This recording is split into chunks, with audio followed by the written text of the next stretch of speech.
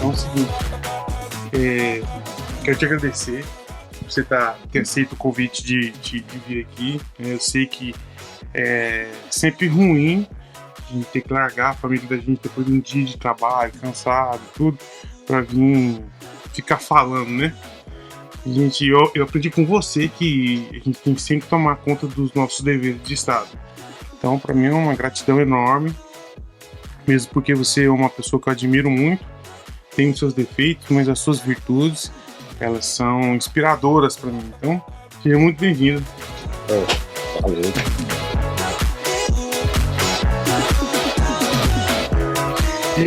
Então, como todo mundo que tem vindo aqui no estúdio, tem uma lembrancinha pra você. Espero que você goste. Que isso. Vamos ver se você...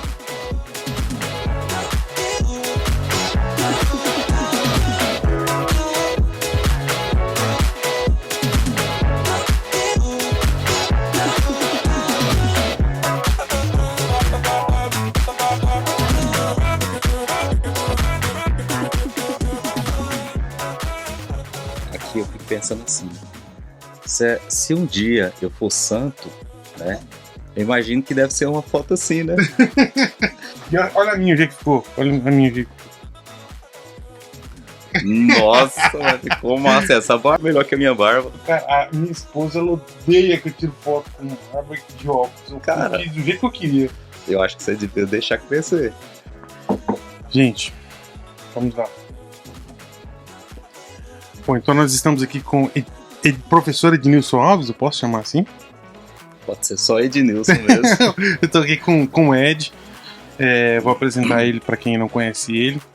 Ednilson, ele é formado em administração, ele é mestrando na área de Administração pública.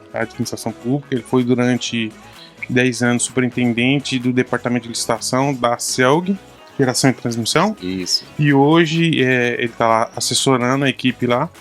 E ele ministra cursos nessa área administrativa, área de compras, pela nossa cidade aí, já foi até para São Paulo, né? São Paulo e outros estados aí. E olha, isso é chique pra caramba. Então você que quer conhecer e aprender mais sobre esse assunto, pode conhecer o Instagram dele, né, Ed? Exatamente. Tem um material lá interessante para quem é dessa área.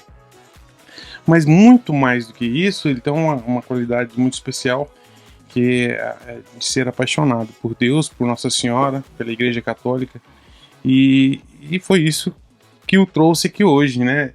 Essas características que ele tem que eu tanto admiro. Eu tenho certeza que quem não conhece ele, depois desse vídeo, vai gostar também bastante. Como é que começou a sua história? Então, assim, eu nasci numa família católica, né? Meu pai, minha mãe, mas mais principalmente a minha mãe, muito católica. E também, assim, por parte do meu avô. Meu avô sempre foi muito envolvido na igreja, morava na roça, servia na igreja, indo de comunidade em comunidade, pregar o evangelho, levar a palavra de Deus. Então, assim, e quando eu cresci, eu digo sempre assim, eu passava sempre 60 dias na casa dos meus avós. Janeiro e julho. Sempre, era depois que a gente tinha já ali uns 11, 12 anos, era sempre na casa deles. E sem a mãe, né? A mãe ficava aqui em Goiânia, botava a gente no ônibus, e nessa época podia fazer isso, né? Botava a gente no ônibus, confiava no motorista, e aí na época não tinha celular, não tinha toda essa tecnologia que a gente tem, já tinha um combinado com meu avô, sempre ali no início de janeiro, ele já ia para a cidade, ficava próximo do orelhão, e a minha mãe já ligava para dizer que hora e que ônibus que eu ia. E assim, por que eu tô falando isso? Porque foi assim que eu comecei a me interessar mais pelas coisas de Deus. Porque quando eu ia pra chácara, quando eu ia pra casa do meu avô era aquele que contava a história bíblica, contava Davi, Golias, e a gente achava o máximo. Então, assim, foi assim que eu cresci num lar católico e cada vez mais fui me apaixonando pelas coisas de Deus. Né? E aí eu cresço, né? Adolescente ali por volta dos 15, 16 anos, sempre participando aqui na nossa comunidade, no Jardim Guanabara, né, Paróquia Jesus Bom Pastor, e por volta dos 16 anos comecei a participar de grupo de jovens, né, da Renovação Carismática Católica. Certo. Uns 16 anos. 16 anos. E eu até lembro que a gente estava na Crisma, na catequese ali nessa época, e aí a gente via o grupo de oração da Renovação Carismática, e eu lembro que uma amiga, a gente um dia entrou e sentou lá assim, e aí eles fazendo aqueles momentos de oração, e de repente a gente sentiu vontade de chorar ao escutar o que falava, né? E aí eu lembro que a gente pegava assim e falava assim, não, eu quero ir lá naquele lugar para poder chorar um pouco.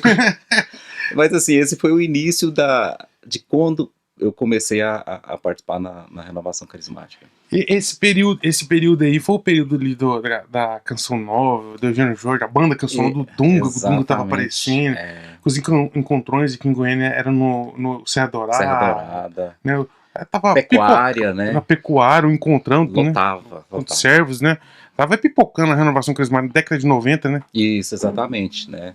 E aí, essa época foi uma época que comecei a participar, mas assim, muito brevemente, e também sempre ia muito para Anápolis, onde tem um tio, padrinho, né? E aí lá tem um primo da minha idade, e onde a gente participava. Eu participava da renovação, a mãe dele e o pai participavam, e ele já tocava, então ele começou a tocar na igreja e eu achava muito legal, e também quis aprender a tocar, né? Mas nunca fui bom para tocar. Para tocar não era o seu forte. Não era o forte, né? E aí eu lembro que eu sabia tocar, assim, 3 músicas, que era aquela Quero Te Dar a Paz, Ei, Ei, Ei, e acho que era Obra Nova. E aí eu lembro que com essas 3 músicas já me chamaram para tocar no grupo de oração. Já chamou, já estava apto. Já. Então, e foi assim que eu fui entrando, né? E participei ali durante basicamente 17 anos da minha vida da Renovação Carismática Católica. O último grupo de oração do Ednilson, eu participava dele. Nós participamos juntos pela última vez. Qual foi o seu motivo de ter saído da Renovação Carismática? Então, assim, eu estava sempre muito envolvido em muitas atividades na renovação. Até acho que talvez o período mais tranquilo meu, assim, em termos de quantidade de atividades, assim, dentro da renovação, foi quando a gente tocava junto no grupo de oração, porque a gente só tocava lá. Você tocava e eu cantava, né? Toda segunda-feira a gente estava lá. Mas antes disso, eu já vinha de coordenações como ministro de música, vice-coordenação de grupo de oração. E aí quando você está, por exemplo, numa vice-coordenação, ou quando eu estava como coordenador de música, às vezes eu ensaiava durante a semana, ia para a reunião do núcleo do grupo de oração, e ainda ia para o grupo de oração. E no domingo, para a missa, né? E quando você é jovem, tudo isso, eu acredito assim, a gente tem uma energia muito grande para fazer. E eu acho até bom que a gente até envolva realmente na igreja, porque ocupa o tempo. Ocupa o tempo, né? E o jovem ele tem tanta energia, ele quer estar com outros jovens, e foi esse tempo. Agora, quando a gente deixou de participar, quando eu parei, um dos meus principais motivos foi que eu fui chegando assim num estágio da minha vida, envolvendo também com questões profissionais, onde eu já não estava mais me sentindo bem, né? No sentido assim, muito atarefado, muito cheio de coisas, e aí eu já vinha, eu acho assim, uns 3 anos que eu já me perguntava. É uma questão de satisfação? É uma questão de satisfação. Eu me perguntava, será que, né, parecia que estava faltando alguma coisa? E ali eu fui sempre nessa pergunta, o que está faltando? E eu participava do grupo de oração, aí eu animava algum encontro, pessoas me chamavam para pregar, né? Mas parece que faltava alguma coisa, e também o cansaço de diversas atividades, né? E aí o que me fez, assim, de fato sair, foi quando, acho que por volta do ano de 2014, eu fiquei sabendo de um retiro do silêncio, no Mosteiro da Santa Cruz, ali em Anápolis, e resolvi participar. E quando eu fui participar do retiro, foi um lugar totalmente diferente daquilo que eu vivia.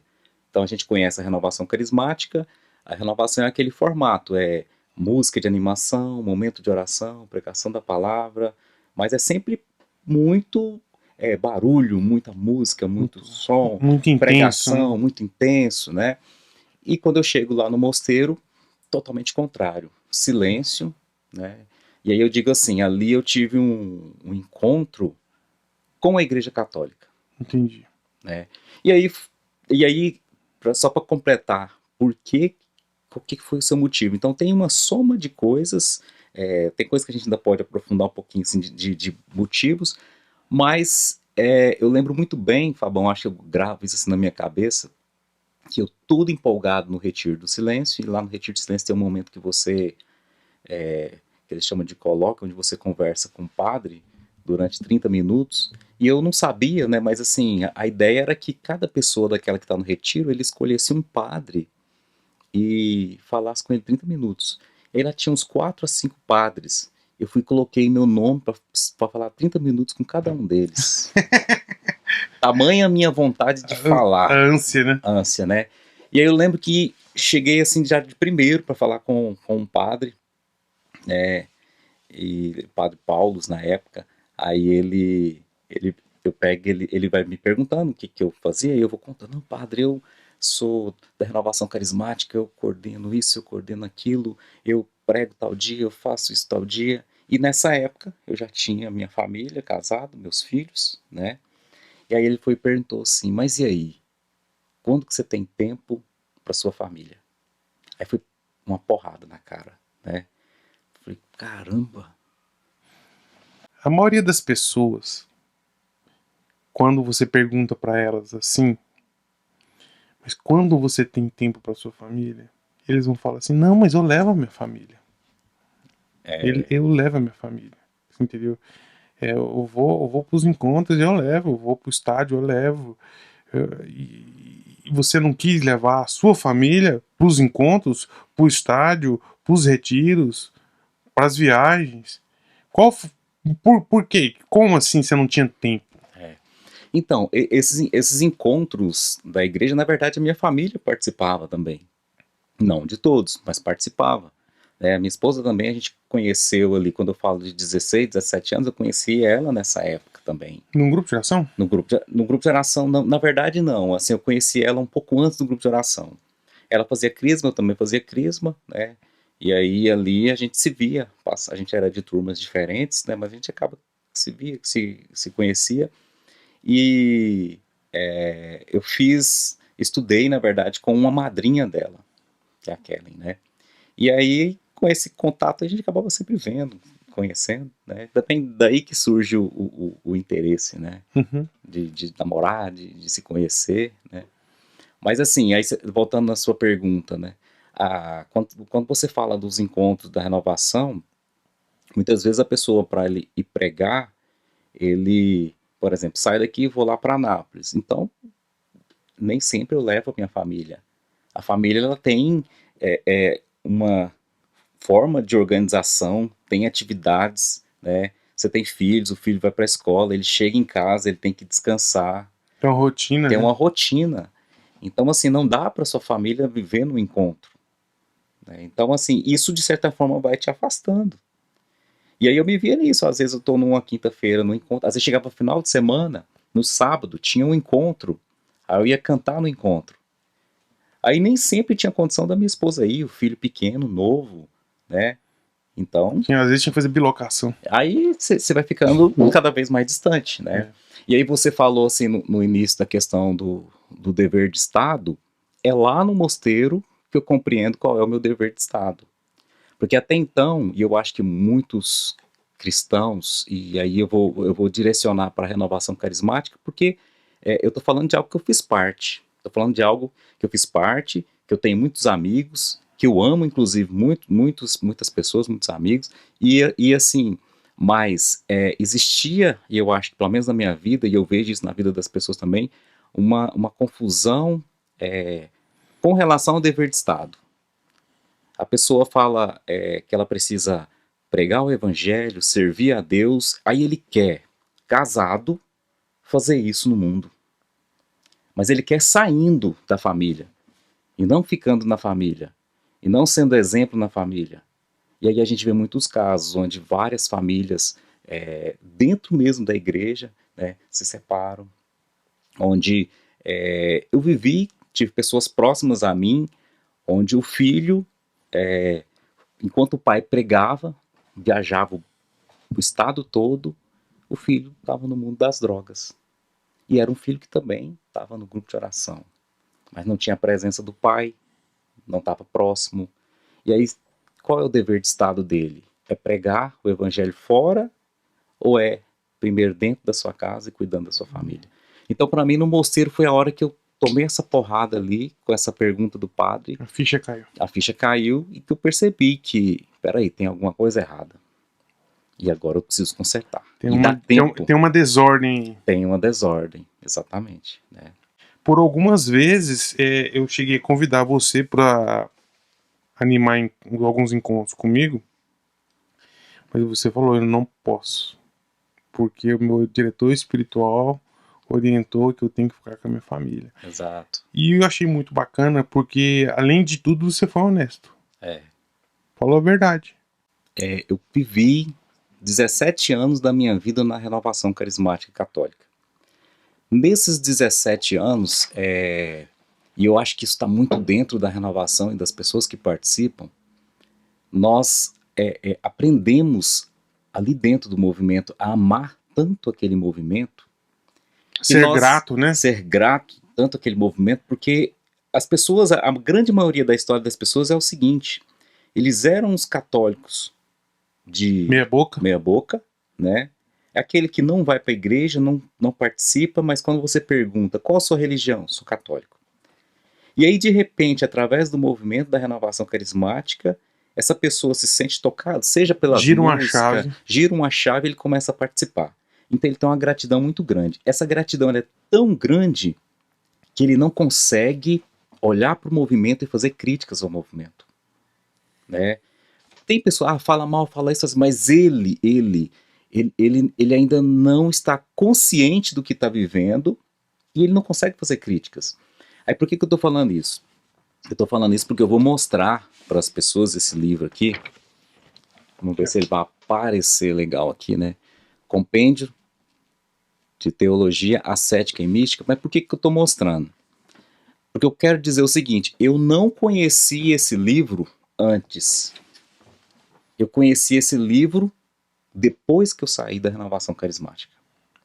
Aí por que eu estou dizendo isso? Eu estou dizendo porque o prefácio desse livro, quando faltava ali por volta de uns 3 anos para eu sair da renovação carismática, né? E quando eu falo sair, às vezes as pessoas falam assim, nossa, ele rompeu e não, nunca mais eu entro. Não, de forma nenhuma. Quando eu falo sair, é assim, foi que eu fui me afastando aos poucos. Escolheu outro caminho. As pessoas às vezes me convidavam, vem tocar. Aí eu, nossa, não posso. Você pode pregar. Eu falo, nossa, eu tenho algo com a minha família. Eu vou estar no Mosteiro da Santa Cruz, já tinha feito o Retiro do Silêncio. Então, assim, aos poucos eu fui sendo tirado. Aí quando eu falo sair da renovação, eu quero que as pessoas entendam que eu não tomei uma decisão e tive agora aqui várias ideias sobre a renovação. Não foi premeditado. Não foi premeditado e que eu pudesse falar assim, nossa, a renovação está errada. Não. Quando eu saí, eu acho que leva 3 anos, e eu tô colocando um tempo aqui de 3 anos, que eu vou me desligando aos poucos, e que é tão interessante que eu vou dando respostas ao longo desses 3 anos, e aí, quando eu conheço esse livro que eu acabei de mostrar, esse livro no prefácio, ele descreve a minha história de saída da renovação. Aí eu vou ler uns pedacinhos aqui, né? Você sabe. Quer dizer então que um dia você se viu já fora. Já fora. Entendi. E já fora e já não pensando mais as mesmas coisas. É impressionante. Com outra mentalidade. Outra mentalidade, mas também não foi automática. Você participou, a gente estava junto, né, nesse processo de mudança, e a gente discutia muito essas mudanças. Então, assim, foram coisas que foram acontecendo. Mas, assim, o que eu gosto, por que eu quero falar desse livro, para contar um pouquinho da minha história? Porque esse livro, eu vou ler alguns pedacinhos só para explicar, né? Ele vai dizer o seguinte, que todo cristão, isso é o prefácio dele, que a vida do cristão, ela deve ser sustentada por um tripé. E aí ele vai falar o quê? Oração, mortificação e vida sacramental. Perfeito. E esse cristão que vive isso aqui é um cristão católico. Isso aí é muito claro. É a definição do cristão católico. Não vou nem falar todos os cristãos, não. Cristão católico. Né? Oração, mortificação E vida e sacramental. vida sacramental. Então, assim, ele traz esse contexto e aí ele vai falando que nós, né, ao longo dos anos, fomos perdendo essa questão da mortificação. Quem gosta de mortificação? Verdade. Nós não gostamos. E aí vou olhar para mim e para o movimento Renovação Carismática. O que eu gostava no movimento da Renovação Carismática? Muita animação, alegria, aqueles momentos de oração, né? Mas mortificação, eu ia para minha casa e deveria, mas não era assim, não era isso que eu aprendi. Aí beleza, aí ele traz algo muito interessante que ele fala assim, que esse livro aqui foi escrito em 1924, né? Aí ele vai e traduz para nós. Quem que é o É o autor? Dalton César, né? Aí ele traduz para nós, para o português, o livro. E aí ele faz esse prefácio, e aí eu achei muito interessante porque ele O diz... livro é do Padre Adolfo Tanqueray, mas o Isso. prefácio é dessa pessoa que você falou. Isso, exatamente. O livro é do padre Adolfo Tanqueray, mas o prefácio é É do desse... tradutor. do tradutor.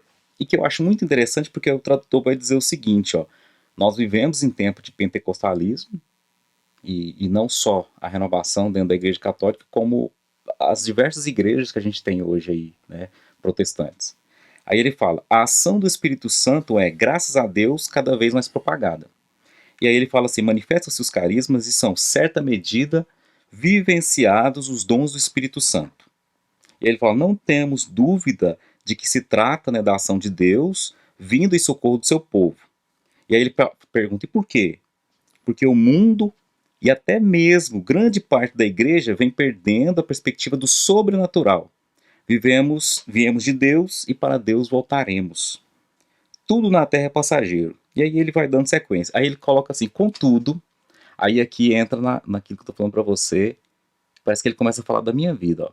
Contudo, nem mesmo os que pertencem ao movimento da renovação carismática sabem que a Igreja Católica possui uma doutrina sólida, concreta, sedimentada ao longo dos séculos, que traça um caminho seguro para conduzir as pessoas à santidade. E aí, por que eu estou falando isso? Porque quando eu entro para o mosteiro, que eu começo a participar, que eu encontro com a Igreja Católica, parece que aquele buraco que estava dentro do meu coração começou a ser totalmente preenchido. Aí as pessoas podem falar, mas BK, você não estava na Igreja Católica. Estava. Mas eu era um carismático, e muitos carismáticos, isso está enraizado em muitos carismáticos, eles querem mudar a Igreja Católica. Eles querem mudar a missa. Né? Aí você... eu vou falar de algo que parece que faz parte da história das pessoas. A pessoa participava da Santa Missa, aquela missa tradicional, aquele padre muito tranquilo, né? E aí, de repente, ele foi para a missa onde o padre é carismático. Louvor, canto, Mais animado. Né? mais animado. Né? Aí a pessoa fala assim, eu gosto dessa missa. E aí eu lembro muito de discutir com amigos. Me sinto bem, né? De discutir com amigos, nossa, as missas tinham que ser carismáticas. Né? E aí, o que a gente perde com isso? A gente perde daquilo que é sagrado, a gente perde do silêncio, a gente perde daquele sacrifício de Cristo que está sendo vivenciado ali. E aí, por que também eu estou falando isso? Porque quando eu encontro no mosteiro, parece que essas coisas me preenchem, e eu não entendia. E aí eu perguntava, né, eu já sofrendo já há muito tempo com esses questionamentos, eu perguntei pro padre, né, e aí eu falei assim, padre, eu tô vendo o senhor aqui, e o senhor é tão feliz, por que o senhor é tão feliz assim? Aí ele me pergunta, você não é feliz? Aí eu logo penso e falo, sou feliz, mas tô cheio de questionamentos, né, e aí ele fala, nós temos todos os motivos para ser felizes. Você nasceu, foi batizado na Igreja Católica? Sim. Fez a primeira comunhão? Sim. Você fez a crisma? Sim. Você recebeu o sacramento do matrimônio? Sim. Você tem filhos? Sim. Olha quanta graça. Você recebe Jesus na Eucaristia? Sim. Você quer mais o quê? Né? E ali eu realmente comecei a me deparar com aquele encontro com a igreja e comecei cada dia mais a apaixonar pela igreja. Pela doutrina, pela moral, doutrina. história, costumes. Isso. E aí, dando sequência, Fabão, ele descreve eu tô falando assim, a minha vida, né? E aí ele fala até o seguinte, ó.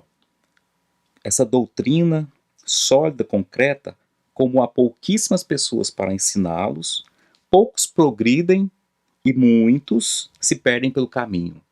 E eu vi vários irmãos meus, vários amigos da Renovação Carismática que muito tempo participando, foram se perdendo, foram abandonando. Naquela história que a gente estava falando, de o cara era casado, vivia com a sua família, aí ele começa a pregar, ele deixa o seu dever de Estado, ele sai viajando pelo mundo, ele faz isso, faz aquilo, ele vira quase que um ator famoso, né? Ele é importante, Mainstream. ele dá palestras, ele prega, né? Midiático. E de repente ele até depende daquilo para viver, alguns, né? Até dependem daquilo para viver, né?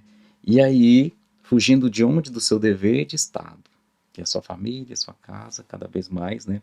E aí, dando sequência, né, ele fala, e vem a tibieza, por fim, vários acabam abandonando a Cristo e a sua igreja. E aí, ó, aqui eu não vou ler tanto, mas aí ele fala que ele começou a se questionar sobre isso, e aí ele diz que num encontro que ele participou, na verdade, numa peregrinação, ele conhece, por volta dos anos 80, uma jovem da Renovação Carismática, e essa jovem questionava, e conversando com ele, fazia os seguintes questionamentos. Nós rezamos, pedimos tanto a Deus, as bênçãos de Deus, a graça de Deus, aí Deus vem e manda sua mãe, né, através das aparições, e em vez de Maria falar para a gente clamar o Espírito Santo, ela fala, fazer penitência, rezai o terço, Verdade. né, amai o Jesus eucarístico. E ele falou, por quê? Mortificação. As aparições de Nossa Senhora, É tudo isso. tudo isso, né? E aí ele mesmo fazia esse questionamento. E eu, muitas vezes também, depois desses últimos 3 anos, eu comecei a fazer esse questionamento. Porque a minha vida era sempre essa. Por mais que eu participava da missa, por mais que eu me confessasse, vivesse os sacramentos, mas eu ainda não tinha me aprofundado de tal forma nos sacramentos a ponto de perceber que são, como eu falei, a oração, a mortificação e essa vida sacramental que me alimenta, que me faz cumprir bem o meu dever de Estado, que me faz ser um bom profissional, né? Que me faz ser um bom amigo, Sustenta. que sustenta. E aí eu lembro do padre Paulo na época, ele falava assim, olha, por várias vezes que eu fazia questionamentos sobre a renovação carismática, ele nunca respondia, assim, ele sempre dizia assim, a única coisa que eu posso te falar é de um caminho seguro, que é a Igreja Católica. É isso aí. Olha, a renovação carismática, ela é a Igreja Católica. Ela é. Não importa o que eu acho ou deixo de achar, nem o que outra pessoa acha, ela é a Igreja Católica. Isso é indiscutível. Se ela não fosse, a Igreja já tinha se pronunciado. Exatamente. Né? Então, é isso. Contra fatos não há argumentos. Mas a questão é a seguinte. Nós temos duas opções. Ou nós acreditamos que nós somos seres naturais, com algumas experiências sobrenaturais, ou nós somos seres sobrenaturais com algumas experiências naturais, né? E na renovação carismática, os sentidos nos puxam sempre para esse mundo natural, né? A audição com as músicas, né? O visual com todo o estereótipo carismático, o toque, né? O abraço, o pegar, né? O tocar, o impor as mãos, enfim, os sentidos, a emoção, né? Característica. Então, eu acredito, quero sua opinião sobre isso, que a renovação carismática sempre puxa a gente para essa hipótese que nós somos seres naturais, buscando experiências sobrenaturais. E na renovação tem as experiências que com Deus, né? Em oração, que todos que são da renovação conhecem, né? Mas tem a segunda possibilidade de fato nós estarmos como numa Matrix, de nós não sermos quem nós achamos que nós somos, e nós estamos tendo essa experiência por enquanto aqui, né? Eu sei que você gosta desse livro aí do Tanqueray. O que você acha que a gente pode falar sobre essa questão da vida natural, vida sobrenatural e a renovação carismática? Então, e aí eu vou trazer também um pouquinho aqui novamente para o livro, para falar sobre isso que você está me perguntando. E aí ele vem trazer algo assim que eu acho muito interessante, né? Ele fala assim: enquanto o Espírito Santo é derramado sobre as pessoas para arrancá-lo do pecado, terem contato com o sobrenatural, né, que vem de encontro disso que você está falando, né? Somos seres Naturais buscando o sobrenatural. Buscando o sobrenatural, né? Então, para ter contato com o sobrenatural e orientarem as suas vidas para Deus, Nossa Senhora, ao estimular a oração, a penitência, introduz o fiel na via ascética.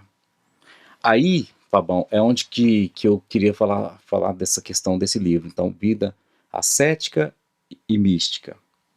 Eu vejo que para que eu pudesse chegar numa vida mística, eu preciso passar primeiro por uma via ascética, que é o que? Oração, mortificação, penitência, recolhimento, vida sacramental, né? E aí que eu vejo assim que existe uma confusão. Eu não estou dizendo que é todos, e eu nem posso afirmar que é do movimento, mas eu vou falar aqui das pessoas, pelo menos que você conhece, das que eu conheço. As pessoas associam aquilo que acontece na renovação, a efusão do Espírito Santo, o derramamento do Espírito Santo na vida das pessoas, a uma vida mística. É sobrenatural? É sobrenatural. É graça de Deus? É graça de Deus. Deus quer agir na vida dessas pessoas. Uma graça gratuita, né? Graça gratuita. Mas não é dessa vida mística que nós estamos falando, e não é a vida que os santos viveram. E aí, quando eu falei para você desses 3 anos que eu comecei a cada vez mais ficar distante,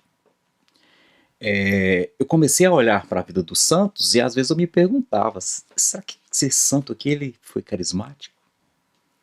E aí eu sempre via na renovação a seguinte ordem: o cara, ele não era nada, digo assim, ele não participava, e aí de repente ele conhece a renovação, muda de vida, gosta do movimento, né, e vai vivendo. E aí eu comparava essa vida com a vida de um santo. E aí essa vida carismática, muitas das vezes, eu estou falando das pessoas, era aquela vida da busca do poder de Deus. Eu quero participar de um encontro que seja com o poder de Deus, né, com os carismas, né, a oração em língua, as profecias. Ele queria sentir aquela emoção. As pessoas querem esse sobrenatural, né, que são aí a ação carismática, a ação dos carismas, né, a profecia, a pessoa coloca a mão no seu ombro e reza por você, e ali ele traz uma palavra, né. E aí o que acontece? Quando eu olhava para a vida dos santos, eu via que na vida dos santos era o inverso. Na verdade, ele vivia a mortificação, a oração, o recolhimento, a vida sacramental, o isolamento, e não buscava essa vida carismática. Mas peraí, eu vou te perguntar. Você acredita nos carismas? Acredito nos carismas. Os carismas são ali os dons, né, gratuitos, a graça de Deus gratuita na nossa vida. Deus faz milagres na renovação carismática? Deus faz milagres na renovação carismática. Né? E não é mística? Então, né, aí o que acontece? Onde está o erro? Está o erro quando a pessoa começa a acreditar que ele está vivendo uma vida mística, sem viver a ascese, sem, vamos falar na nossa linguagem, sem acordar cedo e rezar o terço, sem fazer penitência, Abrir mão das coisas. abrir mão das coisas. Aí ele começou agora a buscar só o poder de Deus. Né? Ele vive de encontro em encontro e marca até horário para a graça de Deus acontecer. Mas aí, Fabão, aí por que eu estou falando dessa questão da vida dos santos? Porque aí ele vem falar, né, ele vai falar o seguinte, ó, o estudo da mística também dá luz a essa situação. Né? Aí ele fala, ó, o recém-convertido que recebeu a efusão do Espírito Santo, embora nem sempre concorde, apenas iniciou sua caminhada na fé. Todas as suas inclinações naturais para o mal, orgulho, inveja, preguiça, a ira, a gula, a luxúria, a avareza, em suma, os pecados capitais e os seus derivados estão ainda nele presentes e ativos. Assim, as manifestações do Espírito Santo misturam-se a esses defeitos humanos, causando muitas vezes inúmeros problemas. Aí não vou mais falar do livro, mas só para dizer o seguinte, então aqui quando ele fala, é justamente aquilo que eu digo assim, nesses últimos 3 anos eu comecei a ver na renovação. Aquilo que eu não imaginava, de repente eu começo a ver, que vai de acordo com essa pergunta que você me faz, né, que o pregador ele viaja para vários lugares, e ali ele faz várias profecias, e aí a gente na época discutia isso, aí ele vai falando tanta coisa, vai falando, aí de repente ele fala uma e dá certo, né. Eu estou dizendo que Deus não age? Não, não estou dizendo. Mas a gente até brincava, usava aquela expressão, né? Parece que ele está roubando para Deus. E aí, na época, eu lembro que a gente discutia e você acreditava que valia roubar para Deus, e a gente discutia muito tempo sobre isso. Já desconfiava que tinha alguma coisa, né? E aí eu fico. Aí várias vezes eu perguntei, aí eu me perguntava, né? Eu voltava ali na minha época de início da renovação, que eu sentei, comecei a sentar numa cadeira. E aí, no momento de oração, eu comecei a chorar.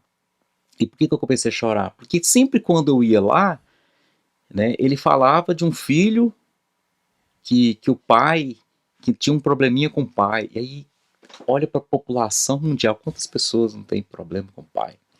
Eu não estou dizendo que Deus não agiu, não estou dizendo, mas no final ali daqueles 3 anos, eu comecei a perceber que pessoas que não viviam uma vida ascética, que não rezavam, que não buscavam de verdade a santidade, que não buscava de verdade a santidade, pegava o microfone e já estava treinado. E ele falava as coisas. E muitos, eles já tinham ali um status de ou ser um ministro de cura, de ser um profeta, um cara que todo encontro profetizava. E aí eu comecei, nesses 3 anos, eu comecei a me questionar. E eu nunca tinha feito esses questionamentos. Né? E aí, o que eu gosto de dizer? Eu cheguei a uma conclusão, não, eles estão errados e por isso eu participei? Não. Eu simplesmente fui vendo, fui percebendo que eu tinha outros lugares que eu queria estar mais lá do que com eles. Então você descobriu uma verdade para você. Para mim. Então, isso tudo que você está falando, você não está fazendo uma reforma na Igreja Católica. Jamais. Você está falando de você. E muito menos estou fazendo uma reforma na renovação carismática católica. Né? Eu estou falando de mim, da minha experiência e das escolhas que eu preferi fazer. E que, embora muitos não vão concordar, só que uma das maiores felicidades assim da minha vida, e eu lembro muito disso, de quando a gente estava junto no grupo de oração e a gente foi afastando, foi distanciando, eu e você, e a gente decidiu não mais participar. E aí, bem na época, depois de um tempo, a gente estudando, lendo, e aí o Paulo Ricardo, né, e nos cursos dele, ele falava assim, que nós precisamos nos deixar ser vencidos pela verdade. E ali, eu tomo aquilo para mim como, olha, eu preciso me deixar ser vencido pela verdade. E às vezes chegava, às vezes eu olhar para minha história dentro da igreja e eu ver muitas mentiras que eu acreditava. Mais uma vez, não estou dizendo que era o movimento renovação, mas que coisas ali, né, às vezes na ação de pessoas não eram verdade. Entendi. Então, E hoje, Ednilson, qual é a sua verdade? Você disse que se encontrou no mosteiro, que coisas que acontecem no mosteiro te alimentam, te sustentam. Hoje, qual é o caminho que você anda percorrendo dentro da Igreja Católica?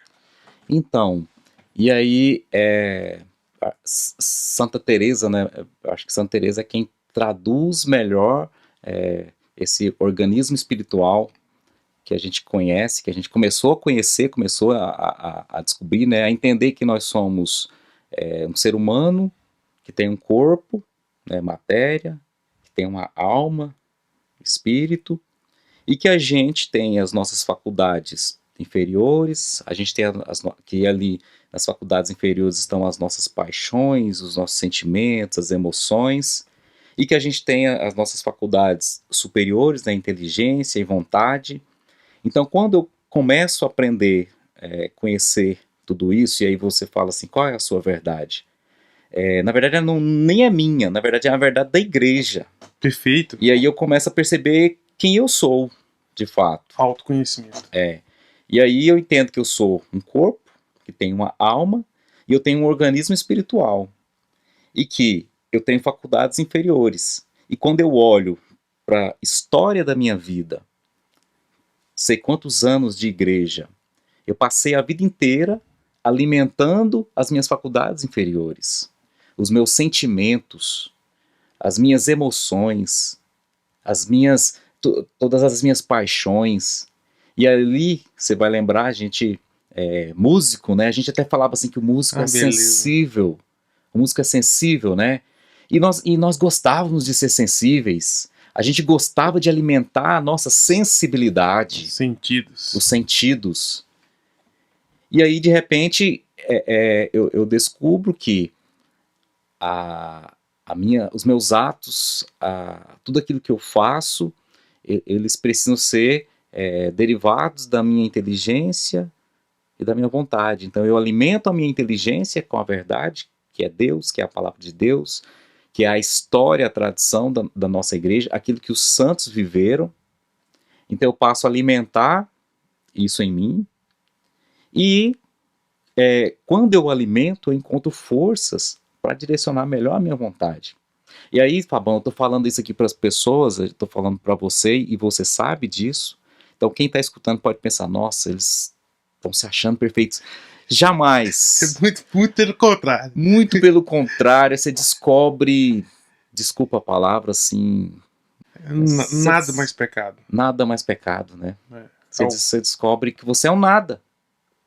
E aí, nesse período todo, assim, a gente vai fazendo descobertas, né? E Santa Teresa, para mim, é uma das que mais traduz com simplicidade e com palavras que a gente consegue entender esse organismo espiritual, né? Que ela fala das moradas do castelo interior, primeira, segunda, terceira, quarta, quinta, sexta, sétima morada, né?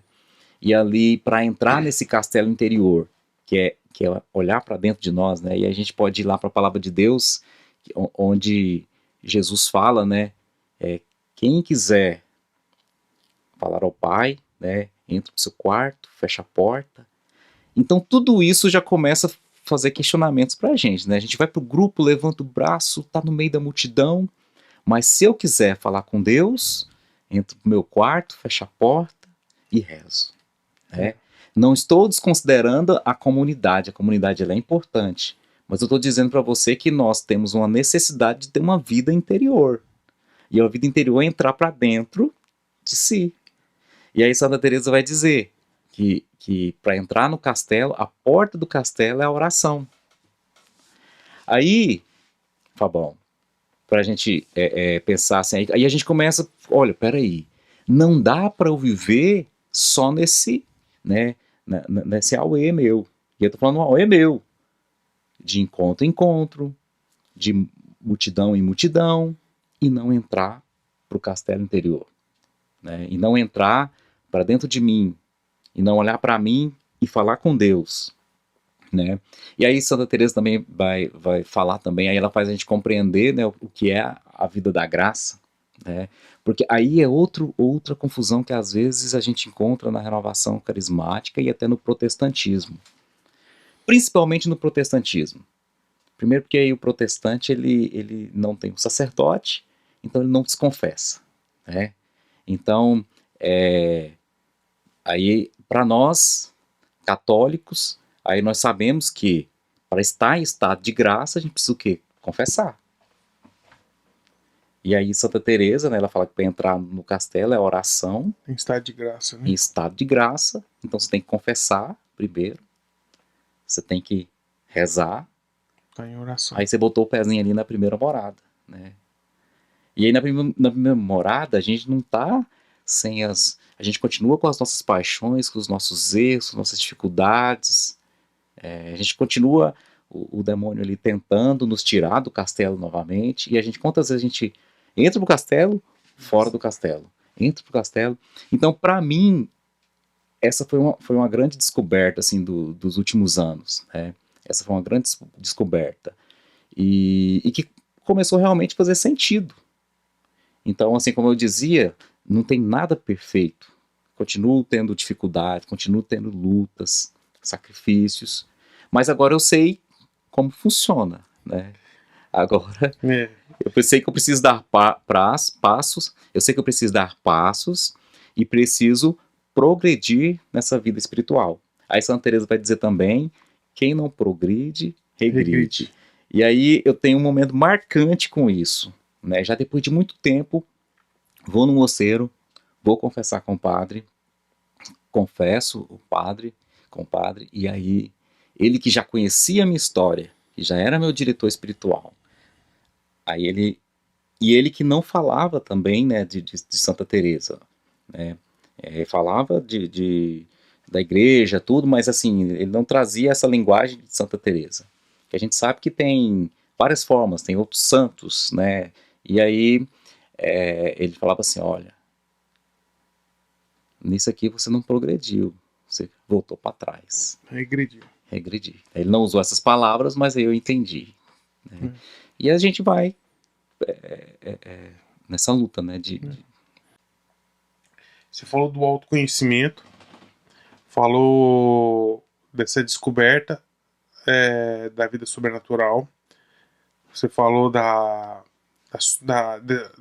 descoberta da sua alma, né? Que a sua alma tem as potências, as faculdades superiores, as faculdades inferiores. Você falou da sua experiência com Santa Teresa, quando provavelmente você leu o livro Castelo Interior, né? E agora é que vai chegar as perguntas que eu gostaria, que a gente já encerra uma parte da entrevista sobre esse mundo do sobrenatural, a busca desse mundo sobrenatural como marido, como trabalhador lá no trabalho.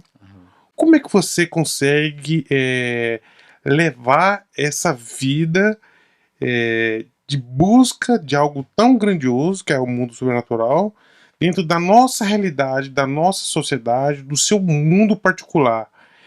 Você tem uma rotina, você falou que tem um diretor espiritual, de onde veio esse diretor, por que você tem um diretor espiritual? Fala um pouco sobre a sua vida, como é que você está vivendo? Então, assim, sempre foi a minha preocupação, eu acho que isso principalmente nesses últimos tempos, porque quando você entende qual é o seu dever de Estado, você fala, sou casado, eu tenho uma esposa, eu tenho 3 filhos, eu sou o sacerdote desta casa, eu sou o responsável por essa casa, né? Então, assim, você compreende o seu dever, e aí você sabe que você precisa ter uma vida com Deus, e ao mesmo tempo você está inserido no mundo, você está no trabalho, você está envolvido em você tem diversas coisas, você tem sonhos, você também... responsabilidades, você também quer crescer profissionalmente, né? E aí, assim, o que eu sempre me preocupei, que eu sempre pensei é o seguinte, essas coisas aqui, o esporte, o meu trabalho, elas não podem me tirar do meu dever de Estado e elas não podem me tirar de Deus. São duas premissas. É.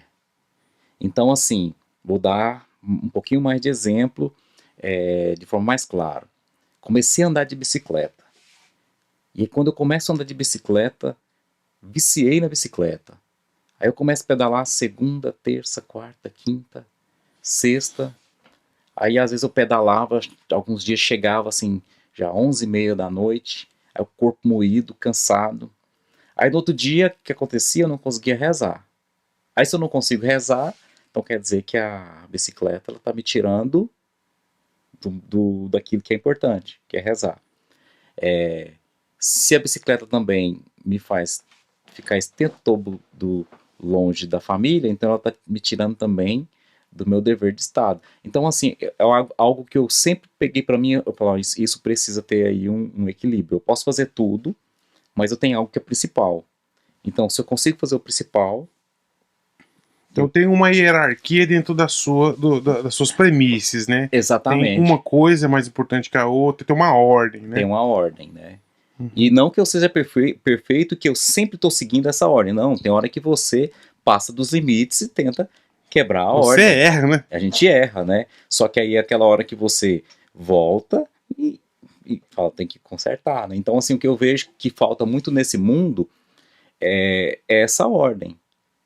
E também, aí, voltando para essa questão a gente falando do organismo espiritual, as pessoas hoje não agem mais com inteligência, né? As pessoas agem movidas pelas paixões. E aí, quando ela age movida pelas paixões, ela quer só fazer aquilo que é vontade, Dos das paixões, dos sentimentos. sentimentos. Tô com vontade de pedalar, tô com vontade de picolé, tô com vontade de comer isso, tô com vontade de comer aquilo. Então, tudo que eu tenho vontade, eu faço. E aí, assim, eu sempre fui preocupado. Olha, eu preciso cuidar da saúde, eu preciso comer melhor, né? É uma luta minha a vida inteira. Aí, indo no nutricionista, a vida inteira tomando bronca. Então, assim, eu acho que isso é importante. Então, eu tenho um corpo, tenho uma alma. Eu preciso cuidar desse corpo, eu preciso cuidar dessa alma, né? E eu não posso inverter ou tratar um melhor do que o outro. Falar assim, agora eu só cuido do corpo. Ou agora eu também sou um ser espiritual aqui nessa terra. Eu sou um anjo. Não, eu ainda sou um ser humano. E aí Ele vive como ser humano. vive como ser humano. Tem que acordar, tem que escovar os dentes, tem que comer, tem que trabalhar, né? E aí se a gente começa a perder essa ordem, você não tá... E você falou sobre o seu diretor espiritual. Eu gostaria de a gente falar um pouquinho sobre isso, porque eu acho muito importante. Você disse que gosta muito de Santa Teresa, e uma das coisas que ela recomenda, inclusive ela obriga as irmãs dela no convento, é sobre essa questão da direção espiritual, né? Então, queria que você falasse por que você tem, como que funciona um diretor espiritual, em que ele te ajuda, se você acha que é para todo mundo, o que você pode nos falar sobre essa sua experiência? Uhum. Então, assim, para mim, tá, essa questão da direção espiritual, e eu nem digo que talvez seja aquilo que eu vou falar é aquilo que é para todo mundo e é aquilo que é o certo, mas eu estou falando da minha experiência, por exemplo, com o padre do mosteiro, né, com o padre que é meu diretor. Então, assim, eu entendo que para que a gente possa crescer na nossa fé, para que a gente possa crescer nas virtudes, eu preciso, né, ter alguém que me direcione, alguém que compreenda melhor, né, essa vida espiritual que eu estou buscando, esse crescimento espiritual, essa progressão. Então, eu preciso que alguém compreenda melhor. E aí, quando você fala do diretor espiritual, ele também é uma pessoa que conhece também de você. Então, ele sabe também dos meus defeitos, dos meus erros, porque eu estou sempre conversando. Mas como é que funciona? Você, quando tem uma dificuldade, procura direção, ou ele estabelece para você uma rotina de oração, ou você tem encontros periódicos com ele, ou só quando precisa? Como que funciona a experiência da direção espiritual? Isso. Então, o diretor espiritual, ele não vai estabelecer para você uma rotina de oração. Uma regra. Uma regra. Não, ele vai te falar que você precisa ter uma rotina de oração. Ele vai te falar que você precisa ter uma rotina de organização, por exemplo, do seu trabalho. Então, é você que faz essa organização, mas você mostra para ele como que é essa organização e ele dá a opinião dele, né? E aí, durante esse caminho, os desvios, os erros, é você, eu pelo menos sempre foi assim comigo, é eu que busco, né, no sacerdote. É eu que levo para ele essas minhas dificuldades, as minhas, né, demandas, aquilo que eu estou vivendo. E não ele que me liga para saber como eu estou. Até porque o padre não tem nem tempo para isso. Ele tá ocupado com tantas coisas. Ele não te tutelou, não, né? É. Mas assim, eu também vivo esse mundo que você está falando aí.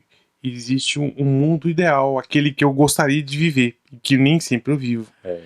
No meu mundo ideal, eu tenho um horário para estudar, eu tenho um horário para rezar, eu tenho coisas que eu sei que são do meu temperamento que eu tenho que combater, eu tenho pessoas externas que eu sei que eu tenho que evitar e pessoas externas que eu sei que eu tenho que buscar, né? Como que é a sua rotina que te tornou católico diferente de antes? Então, assim, por exemplo, como que é a minha rotina? Assim, antes de falar como que é a minha rotina, o detalhe é que ela é minha rotina. Então, para eu ter uma rotina, eu preciso conhecer, né, a minha forma de fazer as coisas. Aí eu vou te dar um exemplo. Tinha época que eu colocava que, como eu não falava que eu não tinha tempo, então eu ia rezar meia-noite, 11 horas, depois, antes de dormir. E aí se eu ia rezar esse horário, eu já estava morto de cansado, então eu dormia. Né? Aí teve uma época que eu pensei assim, não, eu preciso acordar 3 da manhã, né, momento de sacrifício, para rezar. Aí eu acordava 3 da manhã, mas eu não conseguia trabalhar, eu ficava dormindo no trabalho, né? Então assim, para mim, o que é mais fácil de rezar é de manhã, um pouquinho antes do trabalho, um pouquinho antes de trabalhar, e aí para mim, né, tem pessoas que falam, eu rezo 1 hora, eu rezo tanto tempo. Para mim, o que eu tenho tentado buscar é rezar o terço. Rezar o terço e ler a palavra de Deus. A palavra de Deus. Então, eu faço isso em 15, eu faço isso em 20 minutos, de forma rápida. Esse é o meu momento. Pode ser melhor? Pode. Sempre, mas sempre vai poder, né? Deve ser melhor? Deve. Mas você tem que começar de algum lugar. Tudo é um progresso, né? Você tem que começar de algum lugar, né? E o estudo? Você tem um momento, sei lá, é todo dia, algumas vezes por semana? Você tem quais são os livros que você gosta de ler? O que você recomenda para quem quer conhecer esse caminho? Então, para mim, assim, como eu disse, esse livro, acho que foi um dos últimos que eu fui conhecer e foi um daqueles que teve, assim, mais respostas, mais impacto, mais completo, né? Até mesmo uma linguagem também bem tranquila. Então, assim, eu recomendaria às pessoas que querem entrar um pouquinho nesse mundo, né?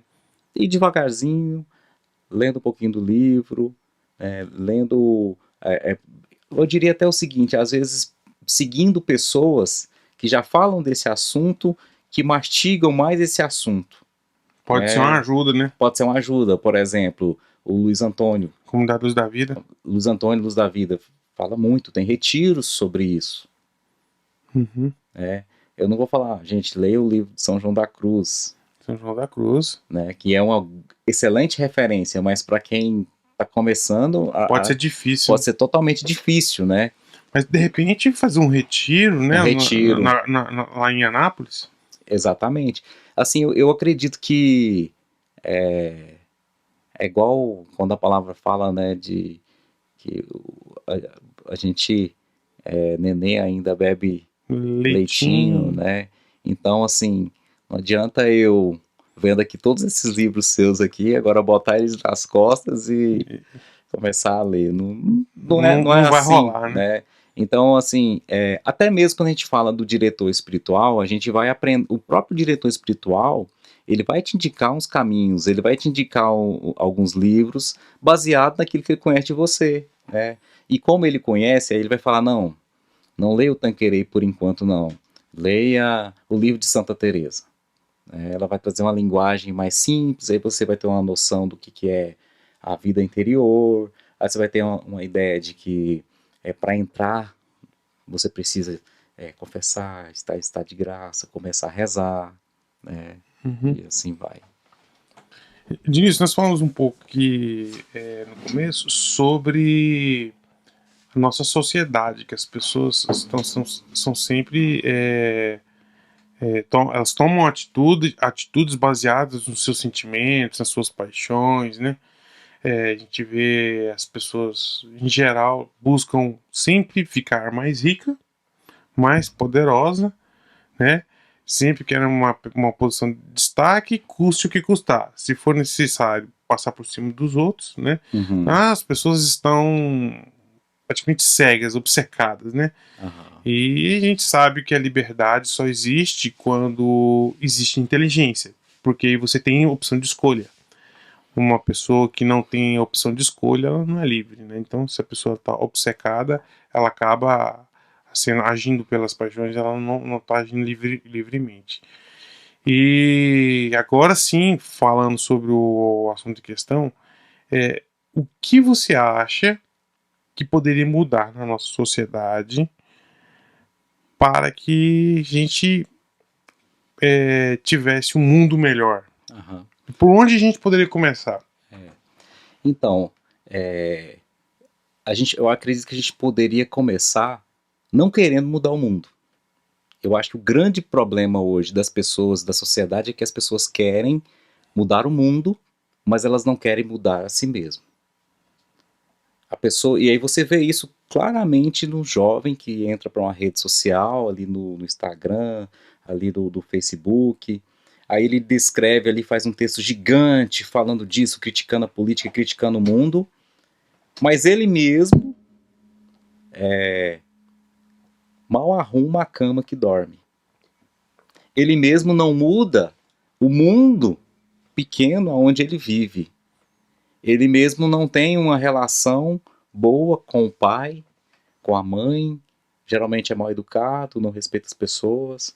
Então eu falo assim, eu acho que para mim a melhor resposta para isso em vez de querer dar uma resposta para mudar o mundo, comece mudando você mesmo. A si mesmo. A si mesmo, né?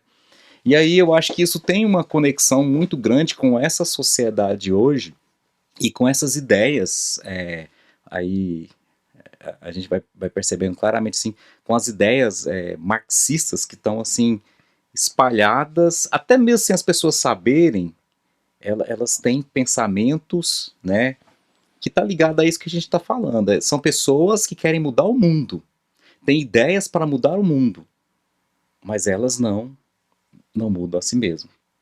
Você está falando que o marxismo na nossa sociedade já virou uma identidade cultural? Olha, é tão pesado, né, afirmar que virou uma identidade cultural, né, mas assim, tá muito impregnado na vida das pessoas. E quando você não toma cuidado, até mesmo na sua vida. E às vezes sem perceber. Né? Sem perceber.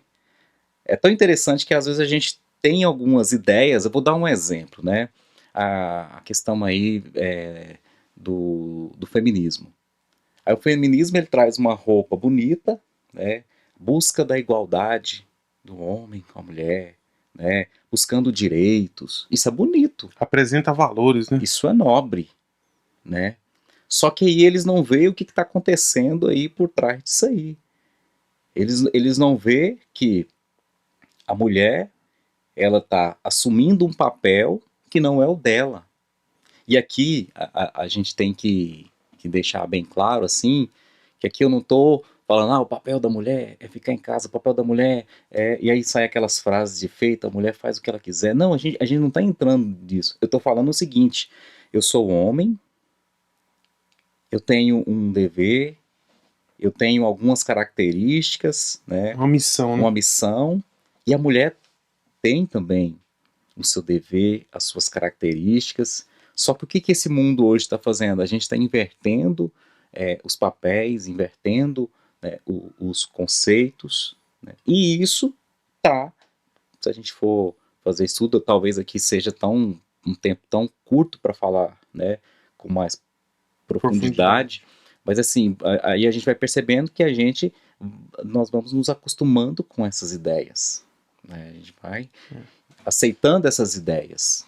Eu sinto que o homem ele quer o dinheiro da forma mais fácil e rápida, sem trabalho. Ele busca ter a liberdade total, fazendo sempre as mesmas coisas, né? Quer dizer, eu sou o sexo que eu quiser, que eu escolher, né? Mas aí, quer dizer, essa é uma liberdade que não vem da inteligência, que vem das paixões, né? E sempre culminando essas escolhas do homem moderno na destruição da família, né? O feminismo, o gaysismo e tudo, né? Você acha que o poder político é um poder capaz de transformar isso na sociedade? Então, o poder político, respondendo assim de forma, talvez assim, de forma mais clara, eu vejo na verdade que o poder político, ele é influenciado por isso e ele muitas das vezes utilizado, né, para que essas ideias espalhem no mundo. Como um motor propagador. Exatamente, e não necessariamente como aquilo talvez que deveria ser, né? A gente vai criando até uma aversão à palavra política, né? Se você fala que vai se candidatar, você é meu amigo, eu já olho para você e falo assim, Fabão tá querendo dinheiro fácil, Fabão tá querendo mudar. Já dá um rótulo. Por quê? Porque já deixou de ser aquela coisa que pode fazer um bem maior para várias pessoas, né? E passou a ser uma pessoa que está buscando só cuidar do grupo dele, né? Então você acredita na política? Você acha que é possível, eu acredito que é possível o bem através da política? Eu acredito que é possível, só não acredito que a política é a solução do mundo, né?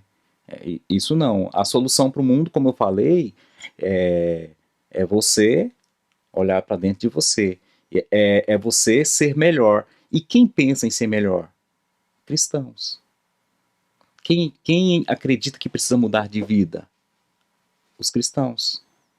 E aí, se você olhar, o que acontece? Quando você fala dos cristãos, quando você fala das pessoas que acreditam em Deus, as pessoas começam a entender que elas precisam mudar,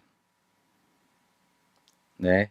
E aí, se você olha, por exemplo, a gente está falando aí de marxismo, essa coisa toda, né?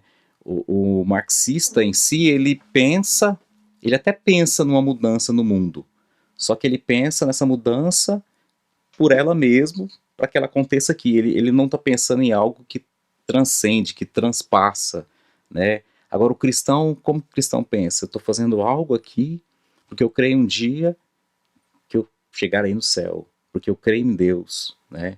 Então eu preciso ser melhor, eu preciso mudar de vida. Com foco no céu. Com foco no céu, né? Agora, não, o marxismo, ele está muito voltado para isso aqui, né? Eu preciso mudar por isso aqui mesmo. E aí eles mesmos não têm resposta. Às vezes eles falam de mudanças, e aí você fala, beleza, e a hora que mudar tudo, o que vai acontecer? Aí eles querem que chegue numa tal de uma revolução. Ah, tá, e beleza, se chegar a revolução, o que vai acontecer? Aí sabe o que eles falam? Eu não sei. Pelo menos para mim está muito claro, né?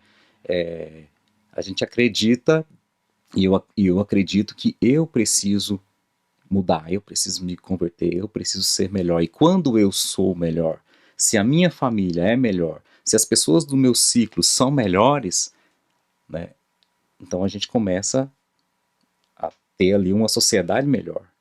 Agora, quando eu somente olho para todo mundo tem que mudar, menos eu, aí não tem como. Né? Você acha que é possível a fé na política? Você acha que eu posso viver a política dentro da igreja ou a igreja na política? O que você pensa a respeito disso? Então, eu entendo que é possível viver a fé na política. Não é que a gente tenha que viver a fé na política, mas eu acho que quem faz política? são as pessoas. E quem deve ter fé são as pessoas, né? Então não é que eu tenha que viver a fé na política, mas a partir do momento que eu sou um cristão, que eu tenho fé, que eu tenho valores, esses meus valores, eles têm que permanecer aonde quer que eu esteja. Então, se eu trabalho numa empresa, se eu sou um deputado, se eu sou um vereador, esses meus valores, eles não estão à venda. Então, às vezes, o que acontece, assim, não é que eu tenho que viver a fé na política, mas é que as pessoas, elas precisam entender, né, se eu sou um cristão, eu sou cristão em qualquer lugar. Então, independente de onde eu estiver, né.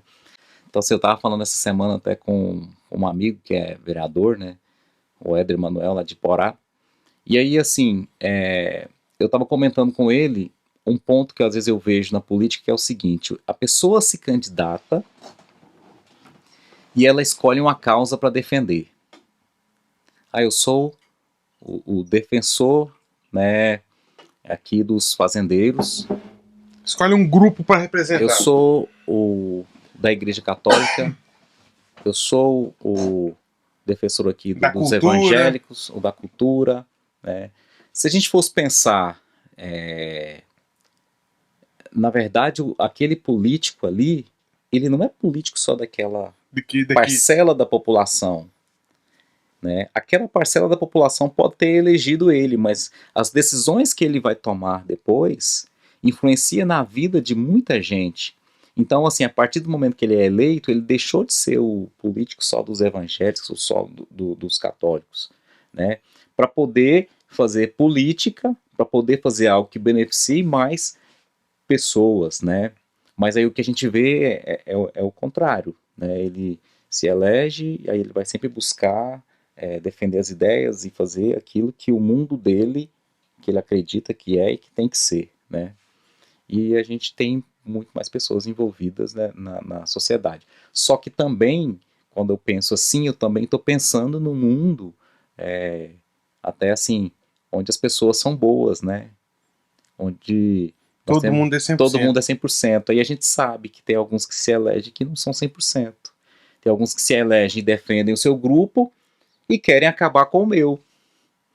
E aí o que eu faço? Aí eu elejo um que vai me defender, né? E aí o mundo vive dividido, as pessoas vivem dividido. O Brasil, país totalmente dividido, né? Lado A, esquerda, familiares brigando entre si, familiares amigos brigando entre si. E tudo isso tem um propósito, né? As pessoas, assim, não sabem, mas por trás disso tem gente que está plantando isso, né? É uma engenharia social. É uma engenharia social, né?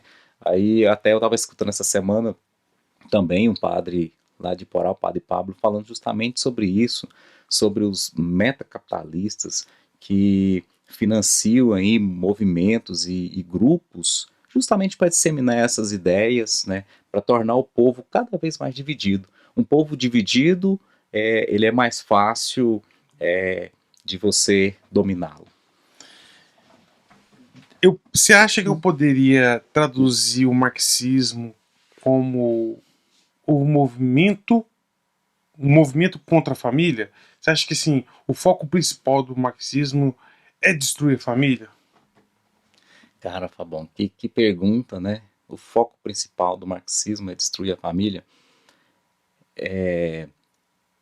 Para mim, tá? No meu pequeno nível de estudos, né? Eu até poderia dizer assim, não, o foco deles não é destruir a família. Mas os movimentos que têm como base, né, o marxismo, o movimento feminista, os movimentos aí de LGBT, e quando você olha quem financia e o que eles fazem, vão totalmente contra os valores de família. Inclusive, se você for olhar o processo histórico, né? Exatamente, né? Hoje, só para você ter uma ideia, e você sabe disso, né? Isso que a gente está conversando aqui é extremamente difícil de falar, porque qualquer palavra que você usar pode ser usada contra você. Pode ser usada contra você, né? A gente está perdendo o quê? A liberdade Não pode mais nem conversar, né, nem cara? conversar, né? Eu entendo que tem pessoas que vão, às vezes, dizer coisas desnecessárias, mas assim, a gente tem perdido essa possibilidade até mesmo de conversar com o outro, De ter opinião, de né? ter uma opinião diferente, de pensar diferente. Hoje, se eu digo que eu penso de uma forma, que eu voto no presidente tal, ah, ou, né, esses dias eu vi uma pergunta assim, né, você é de esquerda, você é de direita ou você é isentão? Aí a minha pergunta, na verdade, é o contrário. Por que eu tenho que entrar num desses três grupos? Né? Quem pôs essa regra? Quem impôs essa regra? Por que eu não. Por que tem que ser assim? Né? Então, assim, tem muita coisa que, na verdade, a gente precisa começar nos perguntar. Gente, por que está assim? E aí a gente vai perdendo, às vezes, assim, o senso crítico, né, das coisas. E não é que estou falando aqui de ser crítico, não, agora eu vou ser crítico, você é crítica. Não tem nada a ver. É de você colocar a mão no volante ali e é você que dirige, não é alguém que está dirigindo para você ou falando para você o que você tem que fazer. Né? Então nós estamos voltando lá no começo, né? Do autoconhecimento. Do Do autoconhecimento, autoconhecimento. Porque uma das formas que eu vejo que a engenharia social acontece com bastante êxito na nossa sociedade é a infiltração das ideologias marxistas dentro da igreja. Então as pessoas acabam mudando a sua forma de pensar por padres traidores, você entendeu? Por cristãos traidores dentro da igreja, principalmente em movimentos de massa. Então eu percebo as pessoas sendo tratadas como gado. É possível viver nos dias de hoje longe das ideologias da teologia da libertação marxista, ideologias modernistas? É possível viver hoje longe disso? Então, assim, na verdade é difícil viver, né, no meio de tudo isso. Falar que é possível viver longe é difícil, porque na verdade hoje em todo lugar que você vai, se você não toma cuidado com aquilo que está passando na televisão, se você não toma cuidado com a música que você está escutando na sua festa de família, né? E tudo está impregnado de ideologias, de coisas que, querendo ou não, vai formando aí as crianças, né? E aí quando, por exemplo, eu escolhi mudar meus filhos de escola, foi justamente por causa da questão da ideologia de gênero, né? Eu lembro de conversar com a diretora da escola, ou era coordenadora na época, porque eu tinha visto alguns pais comentar sobre essa questão de ideologia de gênero num livro que tinha encontrado, né? E ali eu fui perguntar para essa coordenadora, e aí ela mentiu para mim. Ela disse para mim que não concordava e não deixava essas coisas entrar na escola. E que não concordava com essas. Mas você já tinha visto. Não, aí o que que acontece? A minha irmã, ela é pedagoga também. Antes, não, ou melhor, antes de ser pedagoga, ela era formada em letras. E aí ela vai fazer uma especialização em pedagogia. E aí quem dá aula para ela era essa coordenadora dessa escola. E aí essa coordenadora dessa escola está defendendo justamente ideologia de gênero nas escolas. E aí quando a minha irmã me conta, né, assim, a gente já ficou preocupado e viu que precisava de uma mudança. E aí tudo isso nessa época coincidiu também que nesse mesmo ano a gente conheceu a escola Atos através da minha irmã, que depois de um tempo, né, ela estava trabalhando lá.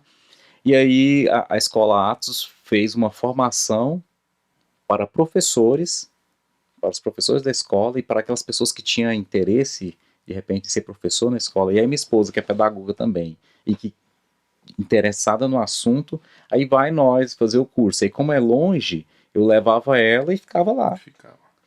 E aí ali eu comecei a ver eles falando, e aí o que eu gostei foi da preocupação deles, né, na escolha de professores, na escolha dos livros, lendo os livros para saber se lá não tem nada de ideologia de gênero.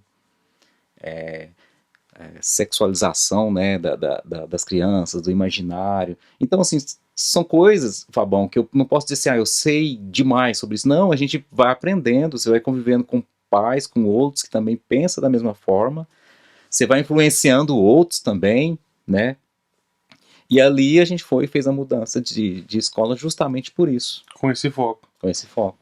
Né? A minha filha, ela estudava numa escola que tinha nome de um santo, um grande santo, e que rezava a missa todo mês. E no lugar da escola tinha catequese e a escola se intitulava católica, mas nos livros, principalmente livro de história da minha mais velha, acusava os católicos de preconceito religioso, que nós temos que aceitar todos os tipos de culturas e religiões. E a gente sabe que todas as pessoas merecem respeito, mas nem todas as ideias, né? Então, você acha que a teologia da libertação ela ainda existe nos dias atuais? Você percebe esse movimento em alguns lugares da igreja? Sim, sim. Totalmente presente dentro da igreja, né? Não é algo velado, não tem ali um nome numa plaquinha escrito, né? Isso aqui são os padres da teologia da libertação, mas pelas atitudes, pelo aquilo que eles falam e pela forma que muitos relativizam a fé, pela forma como muitos relativizam até o próprio Jesus, né, no sacramento da Eucaristia, você vê. E como que a gente reconhece isso aí? Então, né, vou te dar um exemplo. Eu estava uma certa vez participando de uma missa, né, onde o padre ele disse a seguinte questão, que a igreja estava rezando demais. Aí a pergunta que eu, antes de continuar, eu falo assim, será que nós rezamos demais? Não rezamos nada, né? Mas beleza. A igreja estava rezando demais e a igreja estava deixando de sair para fora, de ir até o pobre. A missa é a visita ao pobre. Isso também é missa, né? A missa, e foi dando vários exemplos, né? Assim, eu entendo a preocupação que eles têm, né, com a questão social, A luta de classes. luta de classes, né? A gente não está aqui também para dizer o seguinte, agora eu sou só um ser espiritual e eu não penso no social, não penso nas pessoas, não penso no pobre que precisa. Mas o que eu vejo é assim, começa a relativizar aquilo que é sagrado, começa a mudar aquilo que é sagrado, começa a transformar aquilo que é sagrado num símbolo. Transforma o sobrenatural em natural. E natural, né? Começa a querer transformar, não, peraí, eu tô rezando demais. Não, a missa agora, ela pode ser domingo, eu venho aqui te visitar na sua casa e pronto, Né? foi a missa. Eu tenho a impressão que a gente vai voltando no tempo e se tornando Adão e Eva, porque no começo Adão e Eva queriam conhecimento do bem e do mal. Queria ser um mini Deus, né? E agora parece que é isso que a gente vê em algumas paróquias, com alguns padres, com alguns bispos, né? Você vai na missa, na homilia do padre de 45 minutos, não cita Jesus uma vez. Uma vez. Né? Não, algumas pregações de alguns padres, até mesmo bispos, parece mais um político no palanque discursando sobre questões sociais. Né? Parece que tá vendo jornal, né? Aí, assim, quando a gente fala assim, até essa semana eu tava vendo algo que o padre Fábio de Mello falou, né? Eu nem sigo tanto ele, mas apareceu para mim um vídeo onde ele fala que a igreja, né? Aí ele faz uma analogia disso que a gente está falando, olhando para a cruz, né? Então aí ele fala assim, a cruz ela tem, vamos dizer, aquela madeira, tronco, né, um tronco principal direcionado para o céu e tem onde está os braços, tronco lateral, né? Direcionado aqui para o horizonte. Aí ele faz essa analogia olhando para esse tronco central, apontando para o céu, simbolizando aí a vida espiritual, a necessidade da oração, a necessidade daquilo que é sagrado, mas também sem desconsiderar, né, aqui no horizonte, aquilo que é social, as pessoas, né? Obviamente tudo dentro de uma proporção, tudo dentro de um equilíbrio. De uma ordem. De uma ordem, né? Então, assim, eu não vou ser somente pensar somente em toda a espiritualidade da igreja. Existe pessoas, existe um povo, existe algo social. Tanto é que a igreja tem a doutrina social da igreja. Social da igreja. Ou seja, a igreja ela não abandonou isso. E na verdade, se for olhar o quanto de obras sociais que a igreja faz, né, já deixa bem clara a preocupação da igreja. Quantos países, igual a África, que tem missões aí da igreja católica. Então, ou seja, a igreja ela é preocupada, sim, com o social. Agora, a igreja ela não é uma instituição, né, ela não é uma ONG. Não é uma ONG. Que só pensa no social, vamos falar assim. Filantropia. Né? Não é isso. E aí o que eu vejo às vezes na teologia da libertação é essa relativização daquilo que é a liturgia da igreja. Eles mudam a liturgia da igreja. Eles querem trazer a cultura nossa daqui, né? E aí a missa vai ficando cada vez mais enculturada, vai ficando cada vez mais cheia de coisas, e aquilo que é sagrado, aquilo que é importante, fica em segundo plano. Vale a pena lembrar que a missa não é um evento social para o povo, né? A missa, o foco é Deus. Por isso que no início, né, o padre se dizia que o padre ficava de costas para o povo, mas na realidade o padre ficava de frente para Jesus, né? Então a missa ela é voltada para Jesus.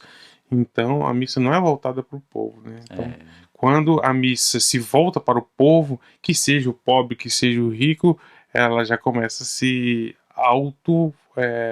destruir, né? Porque a missa real, o partir do pão, que a tradição apostólica que vem dos apóstolos, ela é voltada para Deus.